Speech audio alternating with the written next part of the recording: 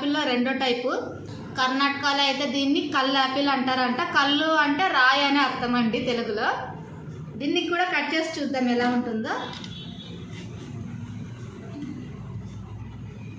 చాలా హార్డ్గా ఉందండి కట్ చేయడానికి. చూడండి ఈ విధంగా ఉంది. ఎప్పుడైనా మార్కెట్ నుంచి వాపస్ వస్తే కనుక మా ఆయన ఈ విధంగా నాకు తినడానికి ఏదో ఒకటి తీసుకొస్తారు, కొత్త రకం పండు.